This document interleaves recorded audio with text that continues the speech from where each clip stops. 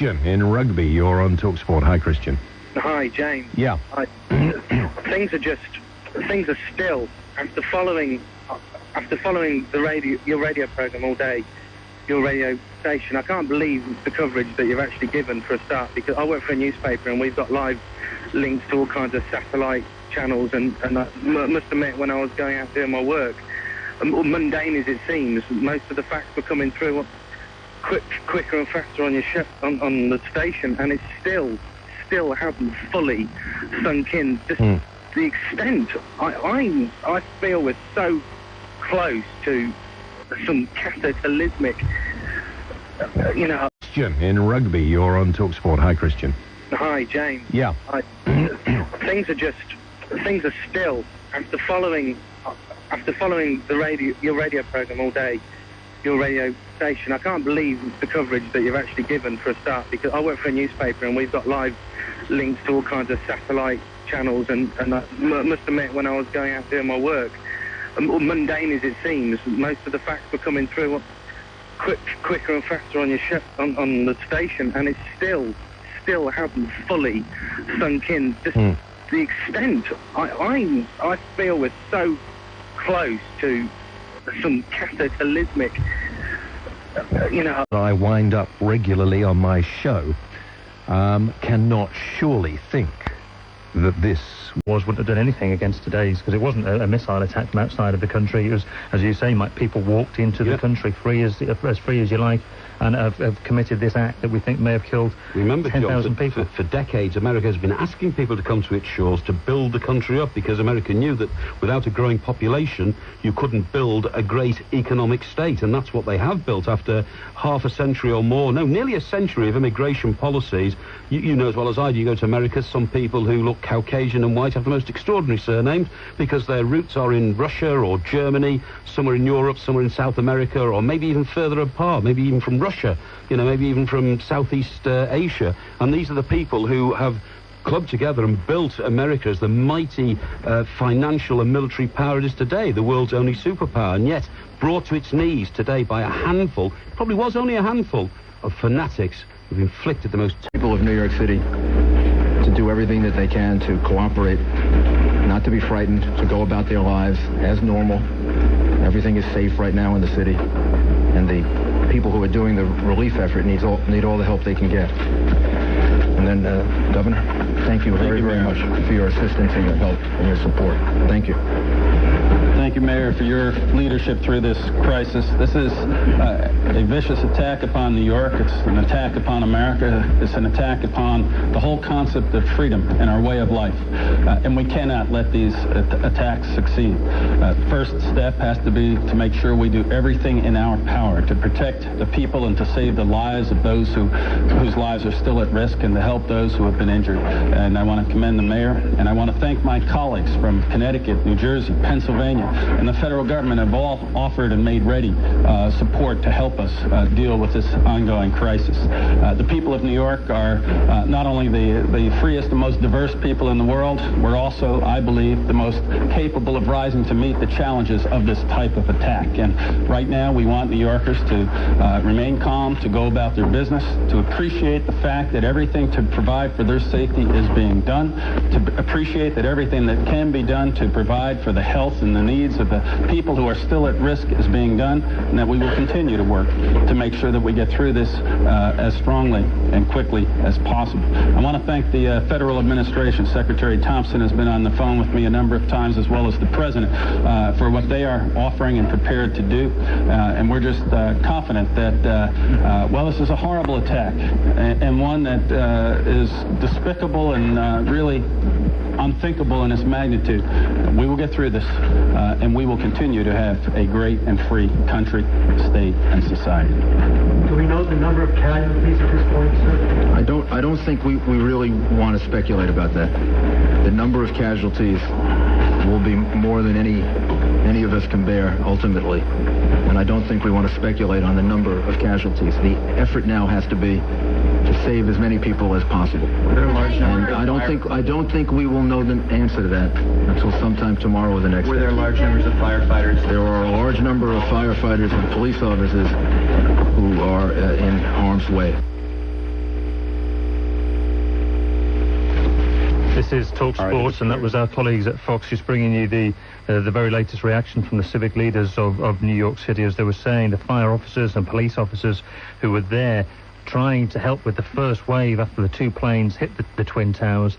Then, just over an hour later, as they're still trying to evacuate people, they're still getting screaming people out, injured people lying there, and then the towers collapse into rubble. They just disappeared. The landscape, the skyscape of Manhattan, one of the most famous sights in the whole world, has been changed forever. 266 people were on the 4 planes that have crashed as well. And one of the most the gruesome, I guess, one of the things of the modern world is that we saw it all live on TV, because when the first news broke of the first plane hitting one of the Twin Towers, obviously all the TV stations, all the news channels around the world start flashing up pictures, and live as they're talking about that, wondering what's happened, the second plane hits it as well. And we saw the plane coming, John. You know, you saw the plane behind the Twin Towers from the angle of the monitor that I was watching, and you suddenly thought, is this a rescue plane? Is this a following plane? What is it? And then bang, it smacks in, and then a fireball encircles the second Twin Tower, and all of a sudden you know you can't have 2 accidents like that in the same day. And that was the first indication that what was going on here was deliberate, and we were talking suicide pilot bombers. And what we've seen all day since then are the sights, the awful sight of people running out covered. They're grey because they're covered in rubble. You can't even see the blood on them because there is so much rubble, so much dirt and dust on them. Even now we have retrospective pictures on our monitors here of people literally throwing themselves from the top of the World Trade Center buildings of the 2 towers. They had 2 choices: one, to stay in the building and be burnt to death, or secondly, to try and get out. I don't know what they thought they were doing. We can see now, John, a pathetic gesture, but really, what do you do when you're stuck and you're cornered like that? There's a man waving a towel from a window, indicating he wants to be rescued. Who's going to rescue him at 2,000 feet when the building is on fire? Inevitably, he will have perished. As we look to our right, you can actually see people falling from the building. They're several thousand feet up in the air, no chance of survival. But what choice did they have? You can see the flames licking at the windows behind them as they sit on the ledges there, clinging literally by their fingertips to life. As Giuliani, the mayor, was saying, more deaths that we can bear, and gruesome deaths as well. The thought of how some of those people died really does turn your stomach. Let's hear now from one of the first firefighters on the scene at the World Trade Center. I saw people originally coming out the window, and at that time I was quite upset about it, that I thought we should get in there. But then the explosion on the South World Trade happened, and I said, this is something we have to do, we have to back out. We backed out over here, and even then, that's when I was caught again in the second explosion. Yeah, I went up to the elevator, the 24th floor. As soon as we get up there, the elevator get out. I got power. We lost power in the elevator. Thank God we kept one of the truck guys there, and he forced the door, and then we worked our way down the stairs. As we came downstairs, we were just dragging people along with us, and then when we came outside, it just blew, the tower blew, and I found the mask on the floor as I was crawling. That's one of the first firefighters who arrived on the scene. And, of course, lots of firefighters and police and ambulance people lost their lives today. The death toll, a very early estimate of around 10,000 people. Something of a debate going on in the United States over where the president is going to end his day. The Secret Service wants him to go to the NORAD facility, which is a safe and secure place up in the mountains against any potential attack, of course, from the people that carried out the original atrocities. His political advisors said that could make him look weak, and as if he is running away and should stay and be the captain on the ship in Washington. Well, this is a very difficult decision, because what the American Secret Service and the security authorities are saying here is we cannot guarantee that there may not yet be another attack on Washington, and if there's another attack on Washington, another hijacked plane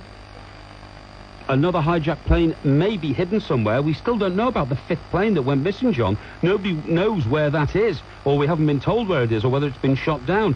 Now, if the security forces still believe there's still an aircraft capable of making another attack on Washington, that's going to be the White House, it would be extremely foolish to have the president residing in the White House tonight. We've heard that the West Wing's been closed down. The West Wing is the political wing of the White House. The East Wing is where the affairs of the First Lady and that sort of thing go on. Hillary Clinton, incidentally, had all her facilities moved into the West Wing because she saw herself as an important First Lady. So they know exactly what to target. If they get hold of a plane and they head towards Washington, it'll be the White House.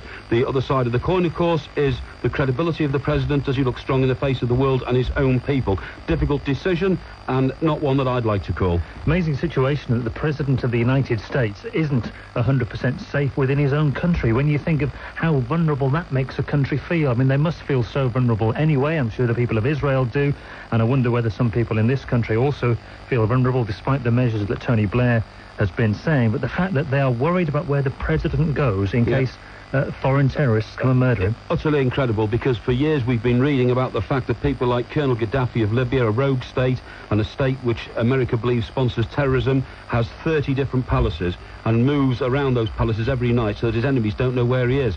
I mean, the idea, as you quite rightly say, that the President of the United States of America is on the run inside the border of his own country, the most powerful in the world, it is an absolutely astonishing position for America to find itself in. Absolutely astonishing. I think if I was the president, I'd take the chance and say, no, take me back to the White House. I think I'd do that just for the morale of the country.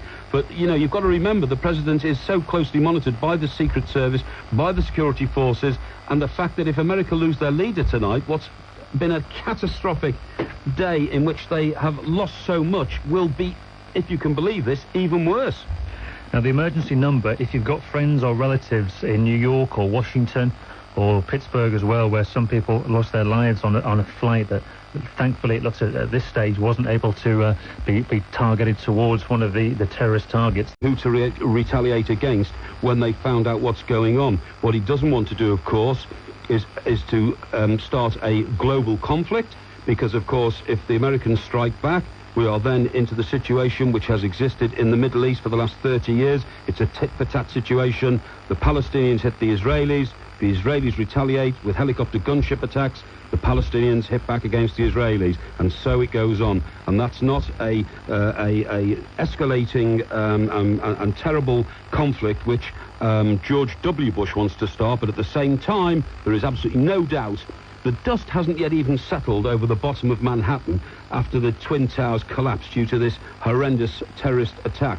When the dust has settled, there will be calls for vengeance. The United States is the mightiest power that the world has ever seen, and they have to inflict their authority. They have to, impose their authority on the world, and the citizens of the United States of America will demand that those responsible for these attacks will be punished.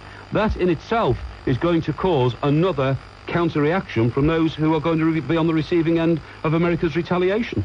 But it's almost impossible to deal with them, because you say, well, we'll bring down the full force of the law. The guys who did it are all dead, because they're quite happy to die. Yeah, but the people who sponsor them aren't, and there's many, many more who will line up to do it. These guys who did it, John, they believe that they have gone to paradise. What we're facing here is a situation where we believe the perpetrators of this act have gone to hell because of the horror of what they've done and the fact that they've murdered, in our eyes, probably thousands of American citizens. But the communities where they come from regard them as heroes, because they say they have gone through the gates of paradise for doing what they've done. They have struck at what is known as the Great Satan in the Middle East, the United States of America, because of its support for Israel in the Middle East, and their families will be terribly proud of them for having led these attacks and sacrificed their own lives in the process. Their families receive cards from relatives and neighbours, not of condolence, but of congratulations, because your sons have become martyrs and gone to paradise. It's an extraordinary situation, and how you face up to a community where they are so willing to give their own lives, not just willing, anxious. Some of them are anxious to give their own lives in a fight against what they see as the Great Satan, the Western world, capitalism, all sorts of other ideologies about the West which they despise and hate. It really is a conflict which has no end. Well, this is Talksport. There are no estimates as yet as the terrible death toll of today's 4 terrorist atrocities in the United States of America. The horror of that really turns the stomach. Let's hear now from the Prime Minister, Tony Blair, spoke earlier to the nation about today's atrocious events. The full horror of what has happened in the United States earlier today is now becoming clearer. It is hard even to contemplate the utter carnage and terror which has engulfed so many innocent people. We've offered President Bush and the American people our solidarity, our profound sympathy, and our prayers. But it is plain that citizens of many countries around the world, including Britain, will have been caught up in this terror. I have just chaired an emergency meeting of the British Government's Civil Contingencies Committee, and I would like to explain some of the measures that we have agreed to take here. There are a range of precautionary measures. We have stepped up security at airports to the highest levels. No flights will take off from the United Kingdom for which we cannot apply the highest standards of security for aircrew and passengers. Private flights have been stopped except where specifically authorized. Flight paths into London have been changed so there will be no civil overflights of central London. Security has been increased across the full range of government buildings and military premises. The police across the whole of the UK are on full alert. All our defence facilities around the world have been moved to high alert to ensure the protection of British service personnel. Advice has been given to major financial and business institutions about appropriate security measures. A number of other security measures have been taken, and of course we are in close touch with US, European and other allies and are cooperating with them on issues of security. All relevant ministers remain in communication, and the committee, the Civil Contingencies Committee, will meet again tomorrow at 8 a.m.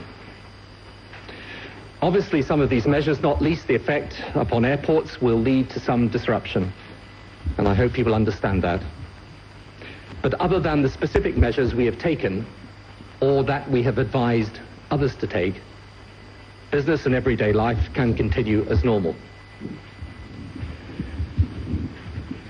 As for those that carried out these attacks, there are no adequate words of condemnation.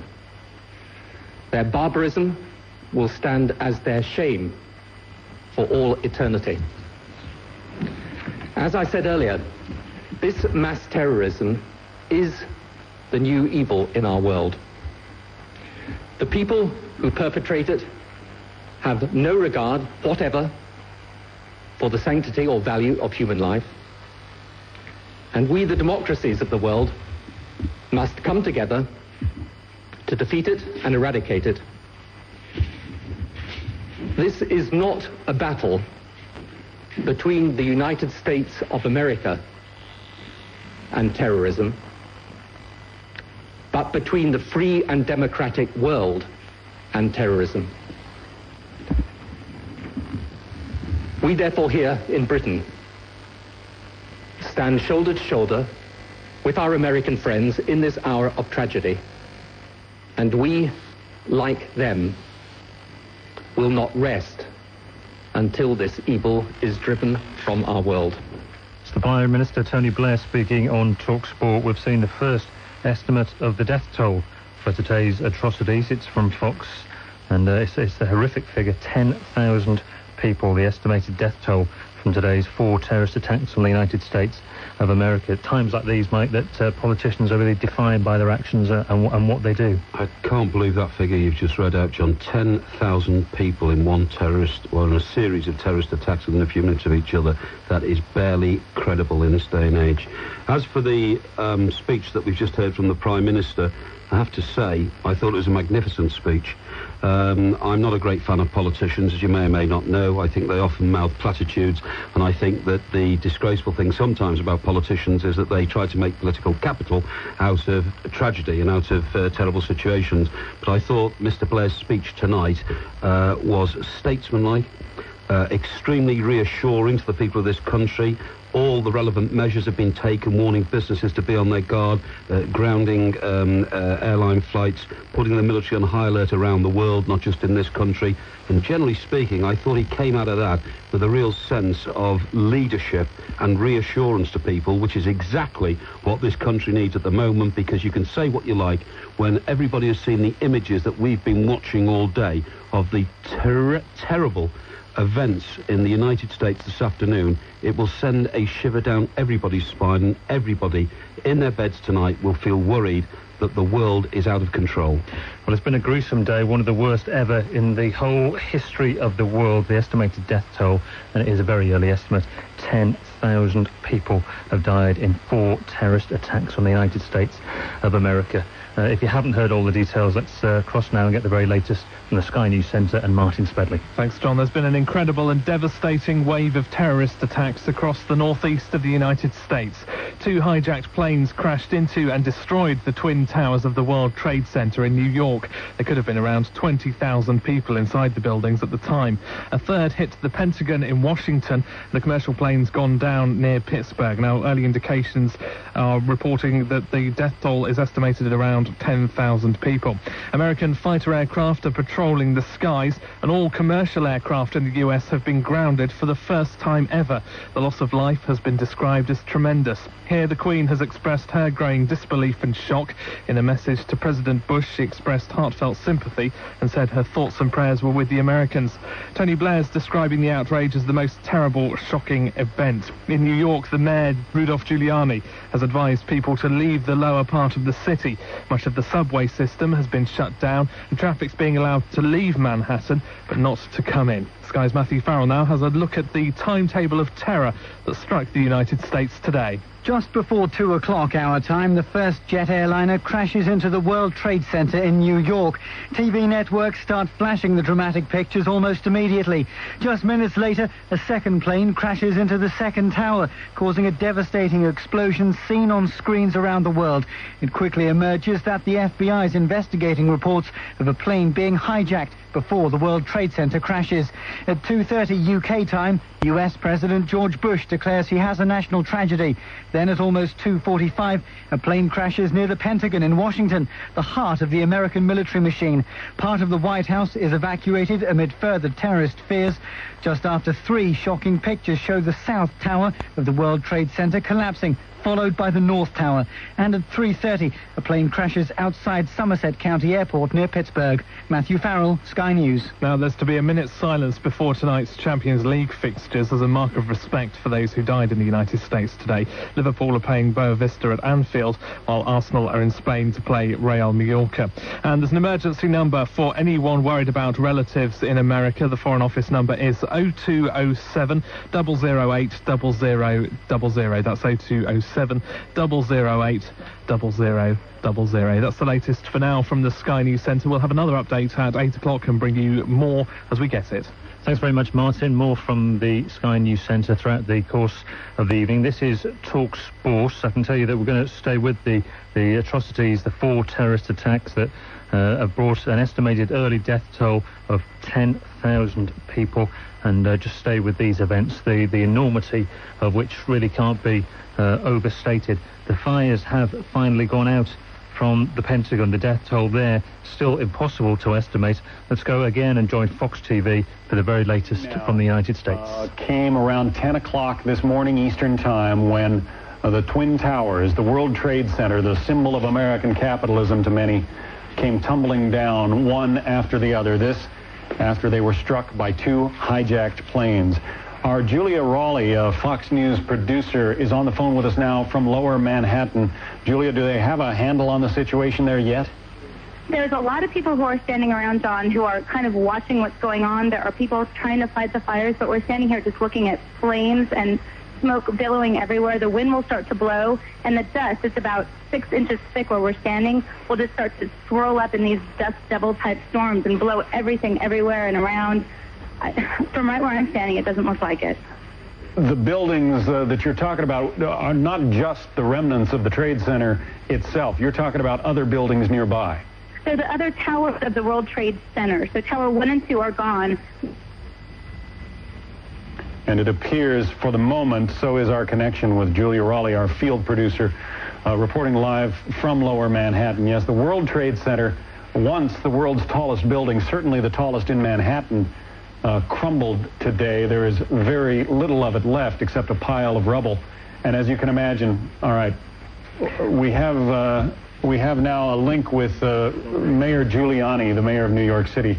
Let's listen in. That we're all undergoing right now is something that we've had nightmares about, or probably thought wouldn't happen. goes out to all of the innocent victims of this horrible and vicious acts of terrorism. And our focus now has to be on saving as many lives as possible. We have hundreds of police officers and firefighters who are engaging in rescue efforts in Lower Manhattan. I want to thank Governor Patagi for the incredible cooperation and coordination, and including deploying the National Guard that will be available to relieve our police officers and firefighters and emergency workers in the next couple of hours. The governor and I just spoke to the President of the United States.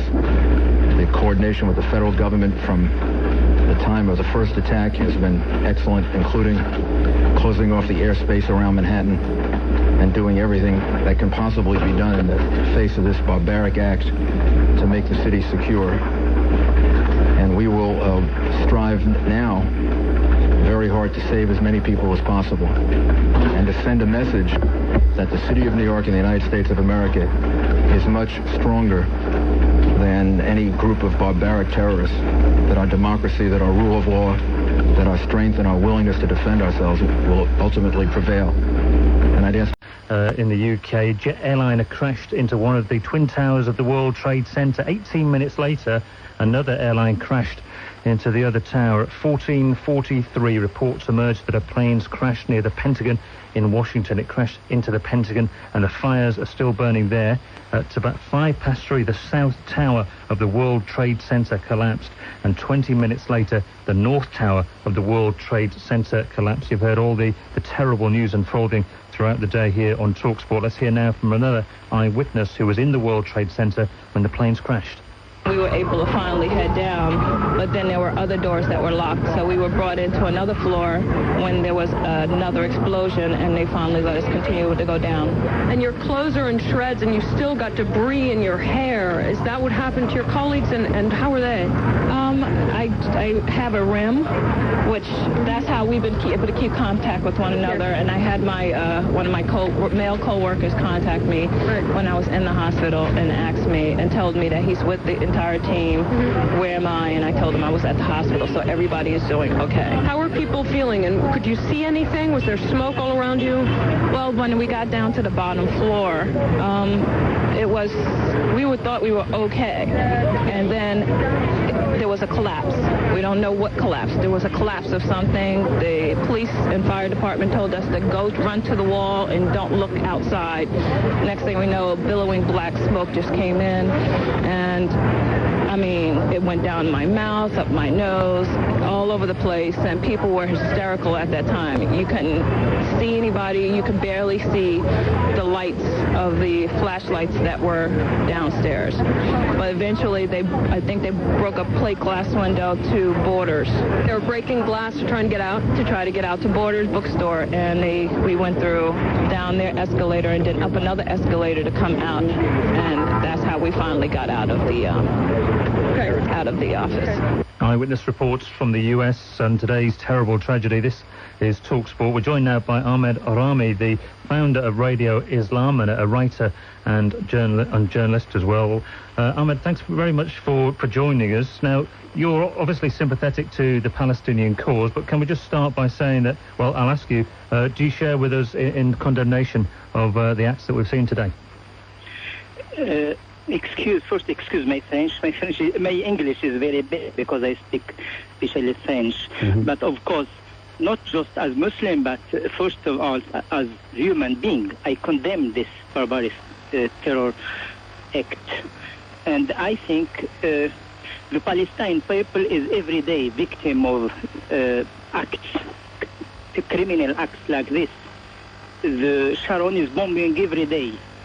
The Palestine house, the Palestine cities, Palestine public administration buildings.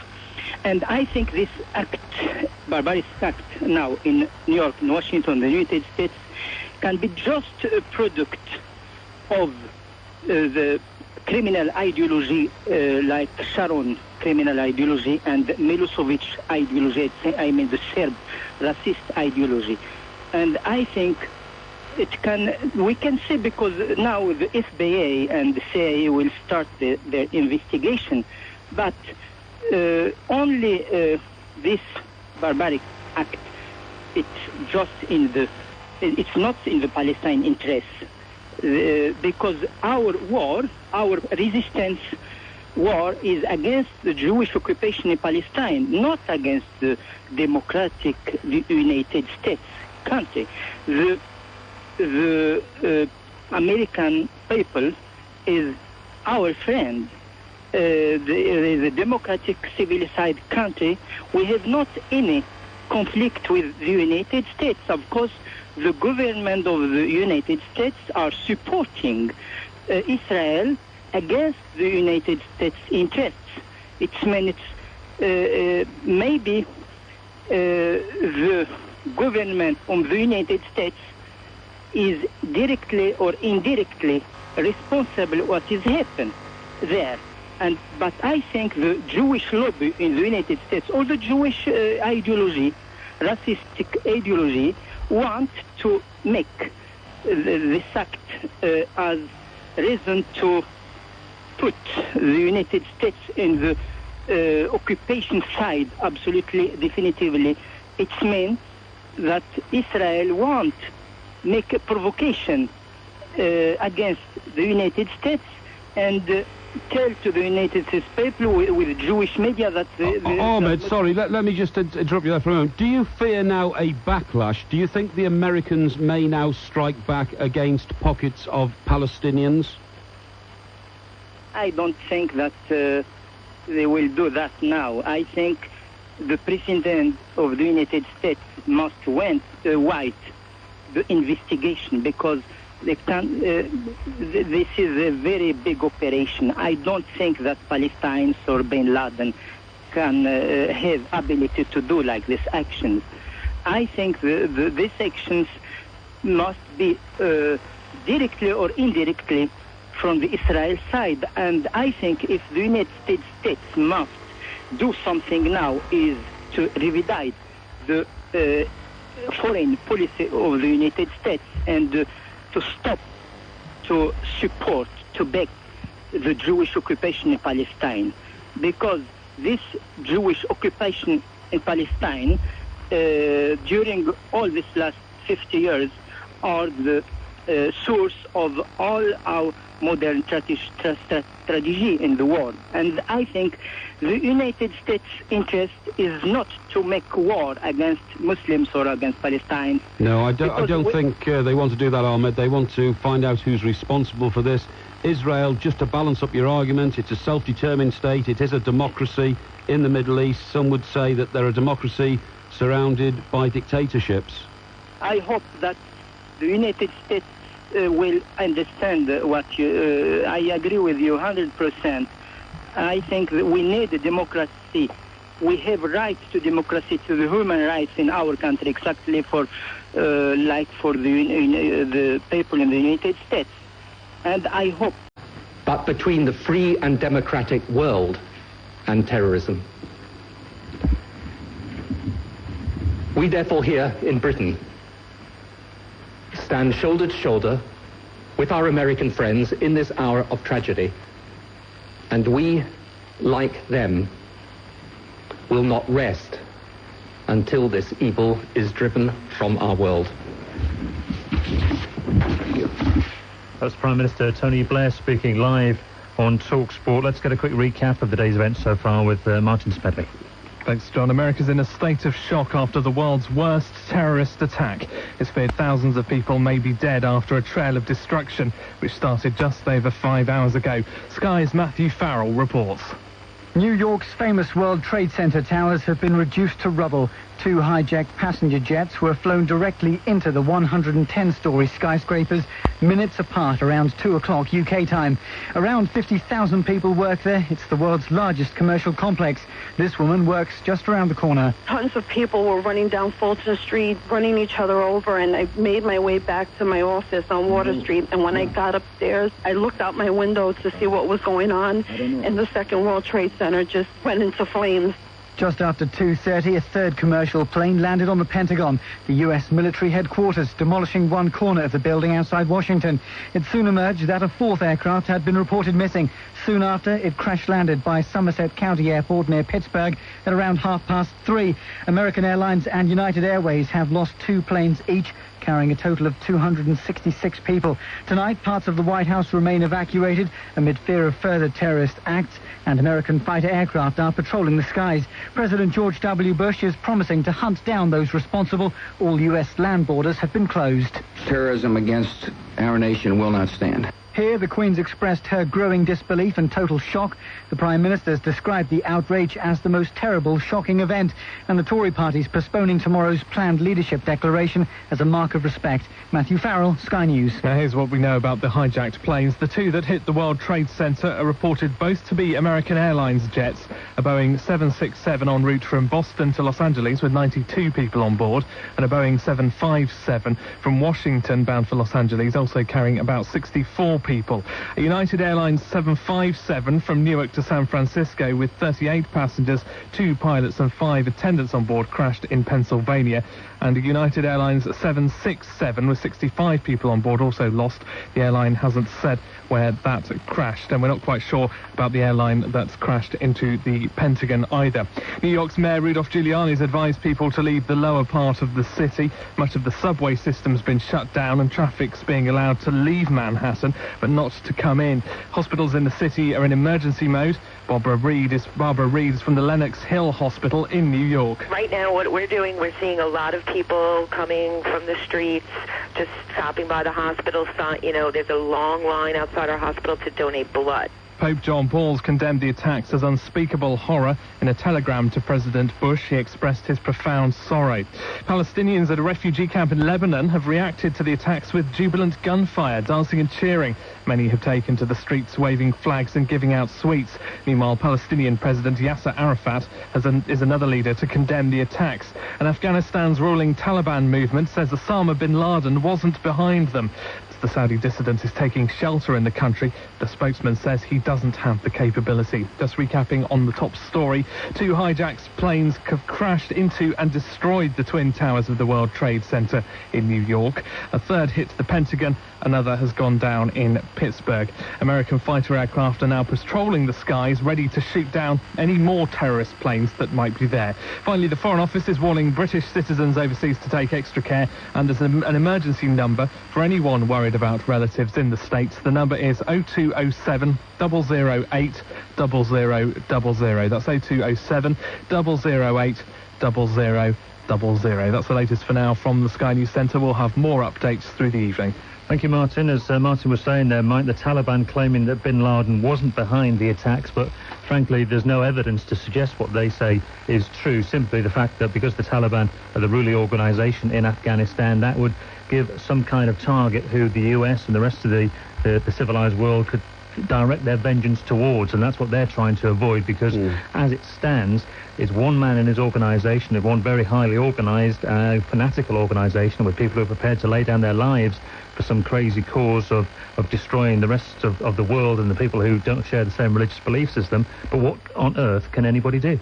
Yeah, well, I mean, first of all, when the Taliban say he was not involved, that's a bit like the Irish government saying we don't think the IRA were involved. But the Irish government don't really know if the IRA are involved or not, because they're a secret organisation who work in their own ways out of the normal order of society. Now, Osama bin Laden, who is holed up in Afghanistan, we know that for sure, somewhere in Afghanistan, he isn't going to tell the ruling Taliban of what his plans are for tomorrow or the day after. They won't have a clue what he's up to. All they're saying is that they have no evidence that he's involved and that they would in no way support anything he's done. But nevertheless, he's the most wanted man in America. He's wanted in connection with a 1998 bombing, the famous or infamous August the 7th bombing of the United States embassies in Dar es Salaam, Tanzania, Nairobi and Kenya. Those attacks were all coordinated and killed over 200 people. He is considered armed and the most extremely dangerous person in opposition to the United States. Now, already Washington is saying that he's the chief suspect, right?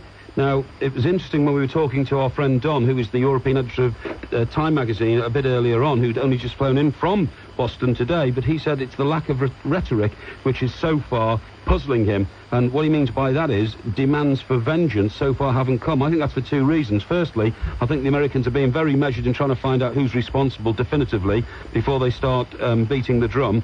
And then secondly, of course, the whole nation is still in a state of terrible shock, and it's more important at the moment to evacuate Manhattan and get the rescue operation into full swing before they start talking about vengeance and what they're going to do next. It's one of these terrible ironies, bin Laden. Now, it's denied by the CIA in recent times, but early parts of his career, it's suspected that he was funded and set up because he was as you said earlier, Mike, he was a dissident Saudi millionaire. He was a young man who went to fight against the Russians, and that's where he developed his fundamental approach. And of course, at that time, it was in the Cold War, it was in the interest of the Americans to fund him, and some of his people and his troops were seen with American made weaponry and missiles. Yeah, well, absolutely right, John. I mean, we all know about Afghanistan. Afghanistan was invaded by the Russians during the rule of President Jimmy Carter. It did for Carter because Carter was seen not to be a tough enough president to persuade the Russians not to mess around with him. And I don't know if you recall, John, because you're a bit younger than me, but the Russians actually moved into Afghanistan. They invaded on Christmas Day, when the Western world, of course, was dozing, and they never pulled out for many, many years until their own forces started to rebel against the occupation. But I mean, that was a terrible blow for America. Jimmy Carter didn't survive it. He was one of the few presidents in post-war to have served only one term of office because of that. And you're absolutely right. During those days, the Americans were desperate to try and find some support within Afghanistan. Now, as you quite rightly say, old bin Laden in those days was a young Robin Hood type figure, fundamentally Islamic, and he was going around the world with the money that he has from his massively wealthy Saudi Arabian family, recruiting people like Egyptians, Lebanese, Turks, other people, all to join the fight for their Afghan Muslim brothers in what they saw was a struggle against communism. Although the Western world is pitted against communism, has been for the whole of the post-war Cold War period, also, so are the Muslims. They dislike communism as much as the West did. And he was recruiting people, he was buying bulldozers and building defences throughout Afghanistan. He was a pain and a thorn in the side of the Russians all the time that they were in Afghanistan. And as you quite rightly say, inevitably, anybody opposing the Russians, my enemy's enemy is my friend. The United States were funding bin Laden to fight the Russians and cause them internal difficulties whilst they were still working out a way of getting them out of Afghanistan. And then the terrible consequences have come home today at just before 9 o'clock in the US, or in New York. Extreme shock. Oh, no doubt about it. Americans from one end of the country to the other are on the telephone right now, are actually trying to get a call through to any relative or friend they may have who lives in New York, Pittsburgh, Washington, to make sure they're okay. I myself have received calls here in London because people knew I was flying out of Boston. Declares he has a national tragedy. Then at almost 2:45, a plane crashes near the Pentagon in Washington, the heart of the American military machine. Part of the White House is evacuated amid further terrorist fears. Just after 3 shocking pictures show the South Tower of the World Trade Center collapsing, followed by the North Tower. And at 3:30, a plane crashes outside Somerset County Airport near Pittsburgh. Matthew Farrell, Sky News. Now, some other information. American Airlines has confirmed 2 of its aircraft were involved. There were 156 passengers and crew on board those. And United Airlines says 2 of its planes were also hijacked and crashed. One of them was due to fly from Newark in New Jersey to San Francisco, the other from Boston to Los Angeles, and it's believed there were 110 on board those aircraft. Here, the Queen's expressed her growing disbelief and shock. In a message to President Bush, she expressed heartfelt sympathy and said her thoughts and prayers were with the Americans. Tony Blair's describing the outrage as the most terrible, shocking event. The Tory party has postponed tomorrow's planned declaration of the result of its leadership election, and security has been tightened at London's 3 main airports. Flights to the States have been cancelled. Hundreds of passengers are stranded. So a recap: 2 hijacked planes have crashed into and destroyed the Twin Towers of of the World Trade Center in New York. It's thought there were around 20,000 people inside at the time. A third hit the Pentagon in Washington, and another one has gone down near Pittsburgh. Finally, the Foreign Office is warning all British citizens overseas to take extra care, and there's an emergency number issued by the Foreign Office for anyone worried about relatives or friends who are in America. That number is 0207 0080. The MI6 knows it, the CIA knows it, the BND, the ZM Bureau, as well as the Russian organization. And we have to join hands in a political, economic, intelligence-wise and operation-wise effort to defeat terrorism. And if we flying over, devastating your country, because the Americans are going to return fire on this one. They're definitely going to seek and destroy those who've sought to seek and destroy their country. And, you know, 3 weeks ago, this man's come out and said, you know, there will be attacks on the West. He said there will be. I'm mounting a devastating attack. He said it would be a great and huge, devastating attack on the United States of America. Now that that attack has happened, he's saying that he had no involvement in it.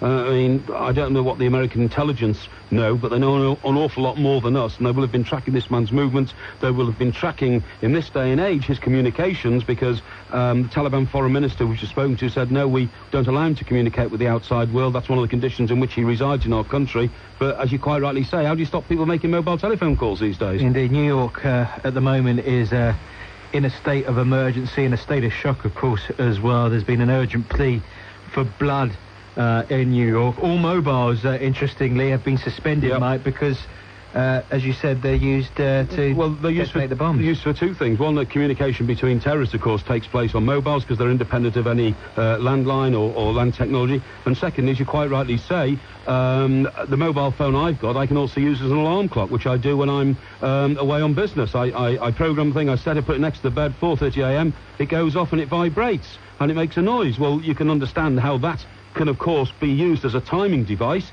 to trigger a bomb, and for that reason, use of all mobiles in America has been banned and the networks have been closed down. So that's another terrible impediment to business, of course. I know we shouldn't be talking about business when thousands of lives are at risk, but the whole idea of these devastating attacks today was to close down America, and bit by bit the terrorists are succeeding at what they set out to do this morning. And not only is it something to stop America in terms of its finance and as, you know, the leader, if you like, of the capitalist world, it's also, I think, as one commentator mentioned earlier, it's a mental thing, isn't it? It's to get inside the brains of the Americans, inside the brains of the Western world, and say, fear. It's time for paranoia, in a way. Yeah, what American will feel safe now on his own soil? What American will feel safe in Chicago if he goes into the Sears Roebuck building, which is the tallest building in America, and for many years was the tallest building in the world until it was overtaken by the towers in Malaysia? But I mean, if you worked on the top floor of the Sears Roebuck building in Chicago, I'm sorry, would you want to go to work tomorrow morning?